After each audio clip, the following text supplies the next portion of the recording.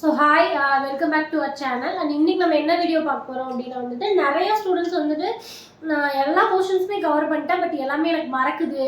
கொஸ்டினை பார்த்தா புதுசாக படிக்கிற மாதிரி இருக்குது, ரிவிஷனுக்கு எடுத்து பார்க்குறப்போ இந்த லெசன் படித்த ஞாபகமே இல்லை, புதுசாக படிக்கிற மாதிரி இருக்குது அப்படிங்கிற மாதிரி சொல்கிறீங்க.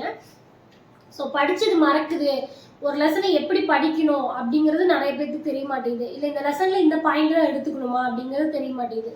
ஸோ ஒரு லெசனை எப்படி அப்ரோச் பண்ணலாம், அதை எப்படி படித்தா எக்ஸாம் வரைக்கும் அதை ஞாபகம் வச்சு ஆப்ஷனில் கரெக்டாக டிக், நம்மளோட வேலை என்ன, ஏபிசிக்கில் எது கரெக்டுன்னு டிக் பண்ணணும் அதுதானே.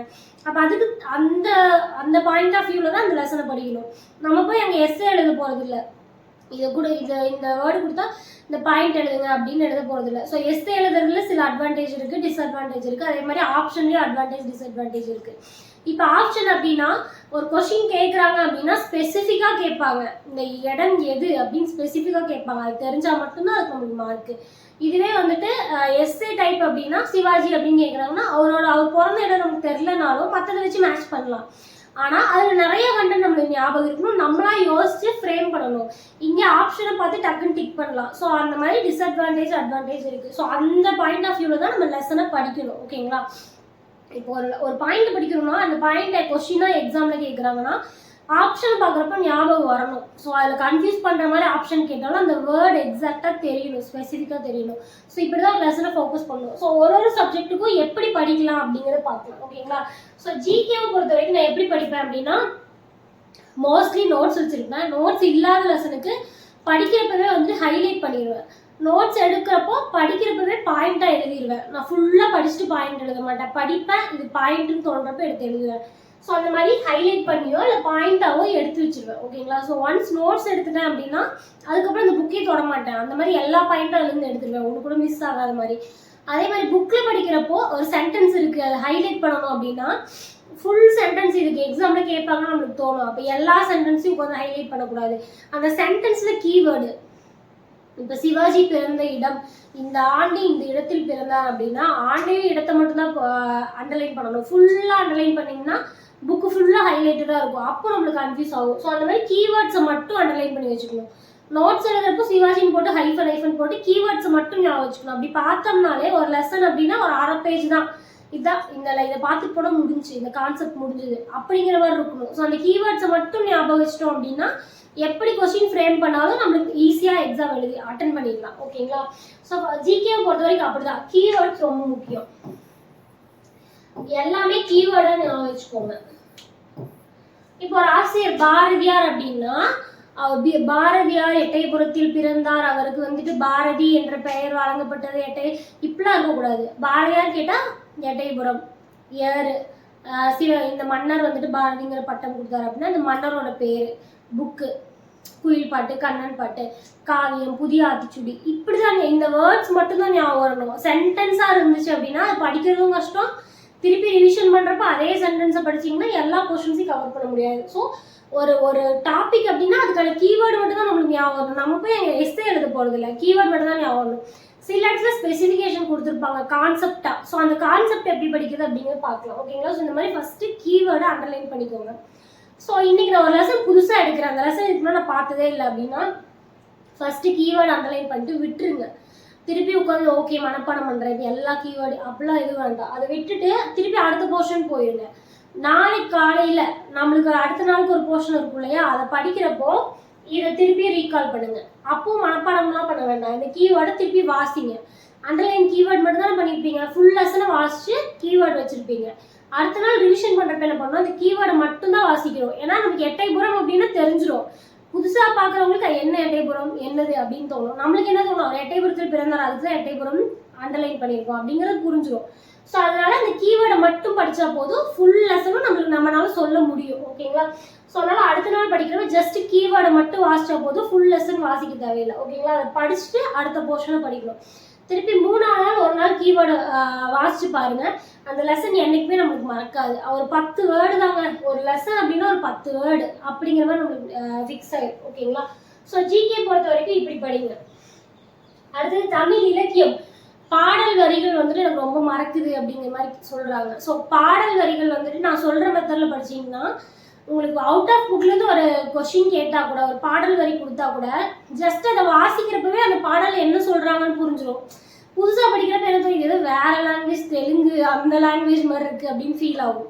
இது லாங்குவேஜே நம்ம லாங்குவேஜ் மாதிரி ஃபீல் ஆகும். இதுவே நீங்கள் எல்லா இலக்கியத்தையும் எல்லா பாட்டையும் நான் சொல்கிற மெத்தடில் படிச்சிட்டிங்கன்னா நிறைய வேர்ட்ஸு, நிறைய பழைய வேர்ட்ஸ், பழைய தமிழ் வேர்ட்ஸ் நமக்கு ஞாபகம் இருக்கும். அப்போது புதுசாக ஒரு அவுட் ஆஃப் புக்லேருந்து ஒரு கொஷின் கேட்டால் கூட இது என்ன மீனிங்கில் கேட்குறாங்க அப்படிங்கிறது புரிஞ்சுட்டு கூட நம்மளால ஆப்ஷனை சூஸ் பண்ண முடியும். ஓகேங்களா? ஸோ பாடல் வரிகளை பொறுத்த வரைக்கும் ஃபஸ்ட்டு வாசிக்கிறோம்.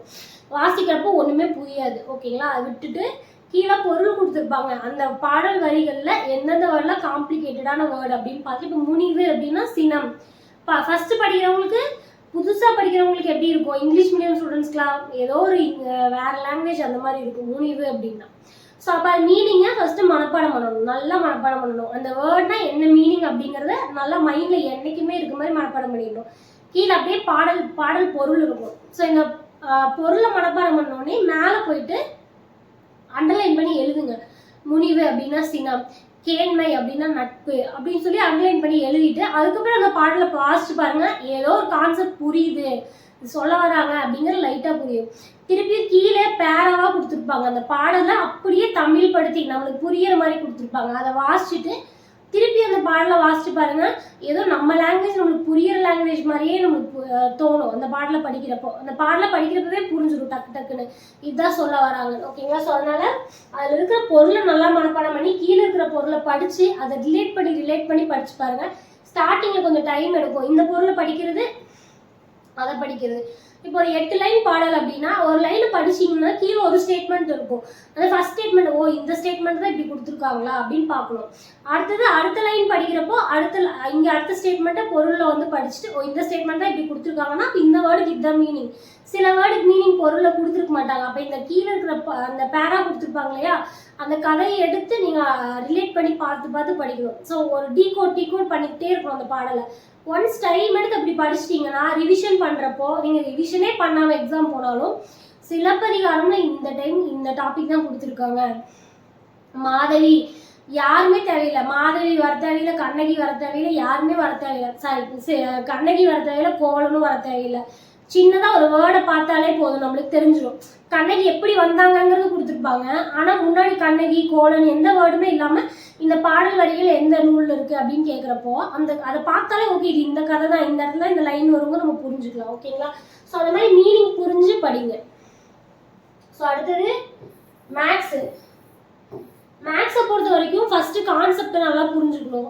அதை வந்துட்டு ரியல் டைம் கூட நம்ம கம்பேர் பண்ணி பார்க்கணும். ஓகேங்களா? இப்போ வட்டி தனி வட்டியெல்லாம் இருக்குது. ஸோ தனி வட்டியெல்லாம் இருக்கப்போ நம்ம யோசிச்சு பார்க்கணும், வட்டி இப்படி தான் கேல்குலேட் பண்ணுறோம் அப்படிங்கிறத புரிஞ்சுக்கணும். இப்போ 100 ரூபாய்க்கு இதுதான் வட்டி கேல்குலேட் பண்ணுறோம், காம்பவுண்ட் இன்ட்ரெஸ்ட்னா என்ன, சிம்பிள் இன்ட்ரெஸ்ட்னா என்னங்கிறது ஃபஸ்ட்டு கான்செப்டை புரிஞ்சுக்கிட்டோம் அப்படின்னா நம்ம இமேஜ் பண்ணி பார்க்குறப்போ எவ்வளோ ட்விஸ்டடாக கொஷின் கேட்டாலும் ஆன்சர் பண்ணிடலாம். பட் ஃபார்முலாஸும் ரொம்ப முக்கியம். ஸோ நிறைய பேர் வந்துட்டு இந்த மாதிரி வாழ்க்கை கணக்கு மனக்கணக்கே போடுவாங்க. நிறைய பேருக்கு இதெல்லாம் புரிஞ்சுக்கும், ரியல் லைஃப் கூட கம்பேர் பண்ணி போட்டுருவாங்க. இதுக்கு ஃபார்முலா அப்படின்னு தோணும்.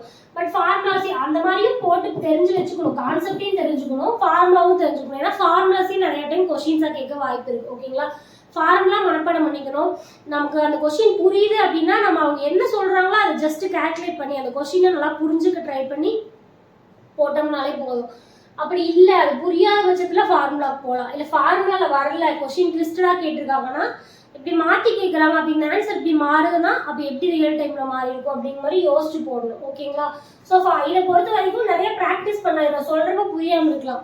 நிறைய ப்ராக்டிஸ் பண்ணுறப்ப previous year question paper, book, இதில் இருக்கிற எல்லா சம்ஸையும் ப்ராக்டிஸ் பண்ணுறப்போ இப்படி கேட்டால் அவங்க என்ன ஆங்கிளில் யோசிச்சிருக்காங்க அப்படிங்கிறது புரிஞ்சுக்கணும். இப்படி கேட்டால் என்ன ஆன்சர், இப்படி கேட்டால் எப்படி போடணும் அப்படின்னு அதுலேயே மைண்ட் இருக்கக்கூடாது. அவங்க என்ன ஆங்கிளில் யோசிக்கிறாங்கிறதையும் புரிஞ்சுக்க ட்ரை பண்ணணும். அடுத்தது small unit. So small unit படிக்கிறதும் ஜிகே படிக்கிறதும் ஒன்று தான். மற்ற ஐஎன்எம் ஹிஸ்ட்ரி பார்ட்டி படிக்கிறதும் ஜாகிரஃபி படிக்கிறதும் ஒன்று தான். ஸோ ஃபஸ்ட்டு மாதிரி வந்துட்டு ரஃபாக படிச்சுட்டு போங்க, இல்லைன்னா 4 மார்க் தான் கேட்பாங்க அப்படின்னா நீங்கள் அப்படிலாம் படிக்கக்கூடாது. ஏன்னா இப்போ எப்படி வேணால் கொஷின் கேட்குறாங்க. லாஸ்ட் டைம் வந்துட்டு சயின்ஸில் பொறுத்துக்க கேட்டிருந்தாங்க. அப்போ கிட்டத்தட்ட 5 பாயிண்ட் சயின்ஸில் கண்டினியூஸ் பாயிண்ட் ஞாபகம் இருந்தால் தான் பொறுத்துக்கு அட்டன் பண்ணுற மாதிரி இருந்துச்சு. ஸோ ஃபஸ்ட்டில் பொறுத்துக்கு அட்டன் பண்ணோம் அப்படின்னா ஒரு ஆன்சர் தெரிஞ்சாலே அதை வச்சு ஆப்ஷனில் செலக்ட் பண்ணலாம். இப்போ அந்த மாதிரியும் கொடுக்குறதில்ல, 4க்குமே ஆன்சர் தெரிஞ்சால் தான் உங்களால் ஆப்ஷனில் செலக்ட் பண்ண முடியும், ஒரு மாதிரி கொடுத்துட்றாங்க. ஸோ ஸ்மால் யூனிட்டையும் ஜிகே மாதிரி கொஞ்சம் கிட்டத்தட்ட தரவாக படிக்கணும், கொஞ்சம் மக்கப் பண்ணுற மாதிரியே படிக்கணும். சயின்ஸை பொறுத்த வரைக்கும் புரிஞ்சு படிங்க, சில டேர்ம்ஸை மனப்பாடம் பண்ணிடுங்க. ஜாகிரஃபி வந்துட்டு மேப்பை வச்சு படிங்க. ஓகேங்களா? ஸோ ஜாகிரஃபி பொறுத்த வரைக்கும் இப்போ ஆறுகள்லாம் கொடுக்குறாங்கன்னா ஒரு லெசனை மனப்பாடம் பண்ணி ஒப்பிக்கிறது கஷ்டம். இதுவே அதை வந்து மேப்பில் பார்த்து பார்த்து கண்ணில் இமேஜ் பண்ணி வச்சுக்கிட்டீங்க, அந்த மேப் உங்கள் கண்ணில் பதிஞ்சிச்சு அப்படின்னா சப்போஸ் அங்கே படித்த தியரி மாதிரி இருந்துட்டா கூட இங்கே எங்கேயோ அப்ராக்சிமேட்டாக இங்கே வரும். அப்படிங்கிறப்ப ஆப்ஷனில் அந்த ஏரியாவில் இருக்கிற டிஸ்ட்ரிக்டோ அந்த ஏரியாவில் இருக்கிற ஊரையோ எடுத்து அழகாக போட்டுடலாம். ஸோ அதனால ஜாகிரஃபி பொறுத்த வரைக்கும் மேப்பை வச்சு படிங்க. ஹிஸ்ட்ரி பொறுத்த வரைக்கும் அசெண்டிங் ஆர்டரில் இயர்ஸை ஞாபகம் வச்சுக்கோங்க.